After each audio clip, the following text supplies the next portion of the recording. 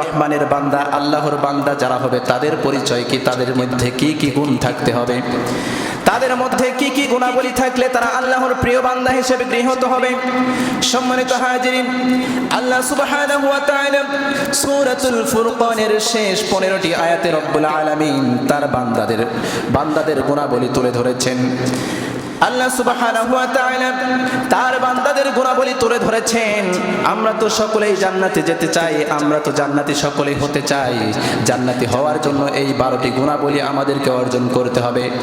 এই 12টা গুণের অধিকারী আমাদেরকে হতে হবে। এই 12টা গুণের যদি অধিকারী আমরা না হতে পারি তাহলে আমরা রহমানের বান্দা হতে পারবো না, আমরা আল্লাহ রাব্বুল আলামিনের খাঁটি বান্দা হতে পারবো না। সম্মানিত হাজিরিন, 1 নাম্বার গুণাবলী হচ্ছে রহমানের বান্দা যারা হবে তাদের 1 নাম্বার গুণাবলী হচ্ছে ওয়ার-রাহমানিল্লাযীনা ইয়ামশুনা আলাল আরদি হাওলা।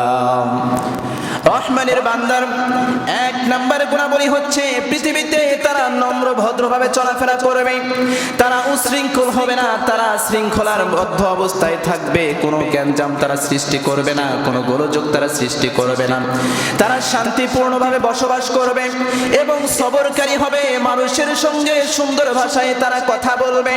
তারাই হচ্ছে রহমানের বান্দা, তারাই হচ্ছে রহমানের বান্দা। এই গুণ যদি তাদের ভিতরে থাকে তাহলেই তারা রহমানের বান্দা হতে পারবে। সম্মানিত হাজিরিন, অহংকার মুক্ত জীবন যারা গঠন করবে তারাই হচ্ছে রহমানের বান্দা। এখন আল্লাহ সুবহানাহু ওয়া তাআলা আমাদের যে পৃথিবীর মধ্যে আমাদেরকে রেখেছেন, সেই পৃথিবী সৃষ্টি করেছেন, সেই পৃথিবীর স্রষ্টা তিনি হচ্ছেন মালিক, আমরা হচ্ছে গোলাম। আমরা গোলাম যেহেতু আমাদেরকে গোলামের মতোই থাকতে হবে, আমরা কখনো মালিকের মতো থাকতে পারবো না। মালিকের মতো যদি হতে চাই তাহলে আল্লাহর যে রহমানের বান্দা যে আমরা, সেই বান্দার গুণাবলী আমরা অর্জন করতে পারলাম না। যদি রহমানের বান্দার গুণাবলী অর্জন করতে চাই আমাদেরকে অহংকার মুক্ত জীবন গঠন করতে হবে। কোনো প্রকার অহংকার করা যাবে না। আমার টাকা আছে, পয়সা আছে, কাউকে আমি ছোট মনে করব না, কাউকে আমি হেয় প্রতিবন্ধ করব না, কারোর সঙ্গে দুর্ব্যবহার করব না, কাউকে অহংকার দেখাবো না। আমার ইলম আছে, আল্লাহ আমাকে ইলম দিয়েছেন, সেই ইলমের বড়াই তো কখনো করব না, সেই ইলমের কখনো আমরা দাবিদারি করব না, সেই ইলমকে কখনো বড় মনে করব না। আল্লাহ সুবহানাহু ওয়া তাআলা সেই ব্যক্তিদেরকে উদ্দেশ্য করে পবিত্র কোরআনের মধ্যে জানিয়ে দিলেন, তোমরা নিজেদের জ্ঞানকে এত বেশি মনে করো, আমি তোমাদেরকে জানিয়ে দিচ্ছি ওয়ামা উতিতুম মিন ইলমিন ইল্লা কলিলা। আমি তোমাদেরকে সামান্যতম জ্ঞান তোমাদেরকে দিয়েছি। এই জ্ঞানের দ্বারা পৃথিবীর মানুষ আজকে কত কি তৈরি করেছে, এই জ্ঞানের দ্বারা পৃথিবীর মানুষ আজকে কত কি আবিষ্কার করেছে। সামান্য জ্ঞান যদি আল্লাহ রাব্বুল আলামিন মানুষকে দিয়ে থাকেন, এই জ্ঞানের দ্বারা যেমন রকেট তৈরি হয়েছে, যেমন বিমান তৈরি হয়ে গিয়েছে, যেমন দালান কোটা বাড়ি গাড়ি তৈরি হয়ে গিয়েছে এই সামান্য জ্ঞানের কারণে, তাহলে আল্লাহ সুবহানাহু ওয়া তাআলার কাছে কি পরিমাণ জ্ঞান আছে একবার চিন্তা করে দেখুন। আল্লাহ সুবহানাহু ওয়া তাআলা কি জ্ঞানের অধিকারী। আপনি আমি যা করি, আমি যা করতেছি তার থেকেও 1000 গুণের জ্ঞানের অধিকারী তিনি। সম্মানিত হাজিরিন, এজন্য কখনো জ্ঞানের বড়লোকি আমরা করব না, জ্ঞানের আমরা অহংকার কখনো করব না। সম্মানিত হাজিরিন, দুনিয়ার মধ্যে আপনার টাকা আছে, পয়সা আছে, আপনি সমাজের মধ্যে ধনাঢ্য ব্যক্তি, এজন্য অনেক সময় আপনি টাকা পয়সার গরম দেখায়। আমরা অনেকেই টাকা পয়সার গরমে আমাদেরকে মাটিতে আমাদের পা পড়ে না।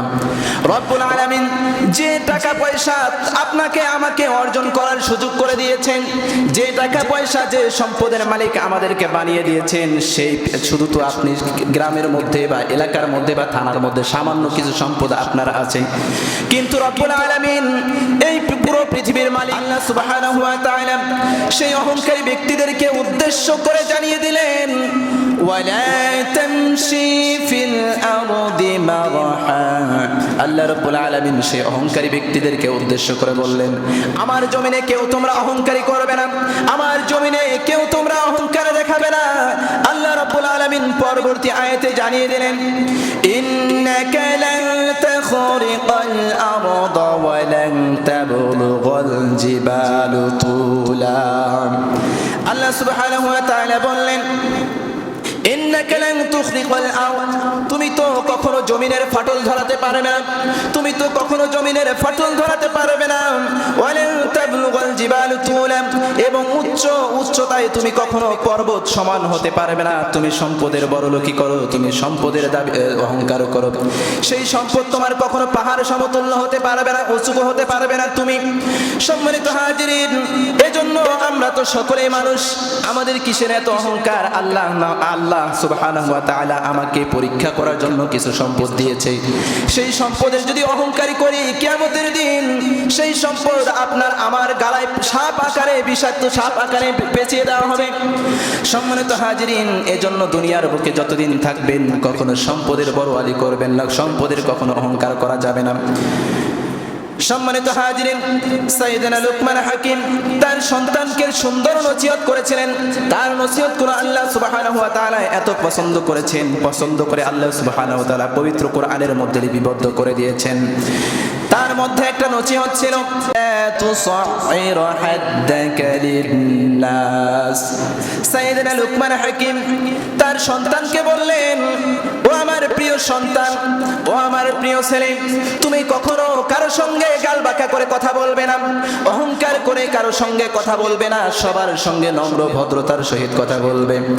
সম্মানিত হাজিরিন, কিন্তু আমরা দুনিয়ার মধ্যে যখন আমরা সম্পদের মালিক হয়ে যাই, গরিবদেরকে আমরা তুচ্ছ তাচ্ছিল্য করি, কাউকে সম্মান দিতে চাই না। সম্মানিত হাজিরিন, এজন্য আল্লাহ সুবহানাহু ওয়া তাআলা তাদেরকে উদ্দেশ্য করে জানিয়ে দিয়েছেন, ওয়ালা তামশি ফিল আরদি মারহা, ও বান্দা আমার জমিনে তোমরা অহংকার করিও না, আমার জমিনে তোমরা অহংকার করিও না। সুবহানাহু ওয়া তাআলা পবিত্র কোরআনের মধ্যে জানিয়ে দিলেন, অহংকার কার স্বভাব? অহংকার হচ্ছে শয়তানের স্বভাব, ইবলিসের স্বভাব। কার স্বভাব? অহংকার হচ্ছে ইবলিসের স্বভাব। ইবলিস অহংকার করেছিল, আল্লাহ সুবহানাহু ওয়া তাআলা তা জানিয়ে দিলেন, ওয়া ইয কুল্লা লিল মালাইকাতি ইসজুদু লি আদামা ফাসাজাদু ইল্লা ইবলিস। আর যখন আমি ফেরেশতাদেরকে বললাম, আরে ফেরেশতারা তোমরা আদমকে সিজদা করো, তখন তারা সিজদা করলো শুধু ইবলিস ব্যতীত। আবা ওয়াস্তাকবারা ওয়া কানা মিনাল কাফিরিন, সে অস্বীকার করলো, অহংকার করলো।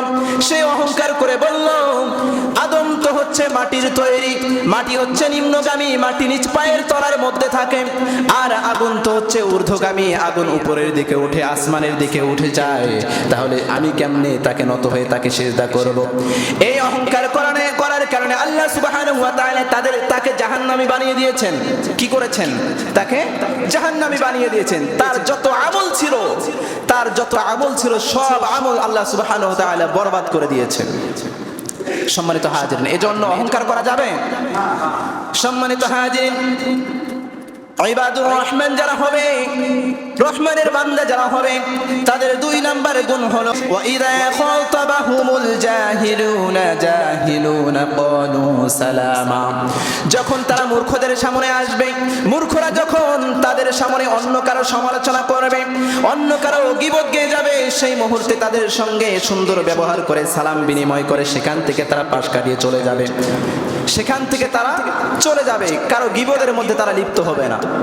সম্মানিত হাজিরিন, 3 নাম্বার আমল, 3 নাম্বার গুণ হচ্ছে রহমানের বান্দা যারা হবে, তাদের 3 নাম্বার গুণ হচ্ছে ওয়াল্লাযীনা ইয়াবিতুনা লিরাব্বিহিম সুজদান ওয়া কিয়ামা।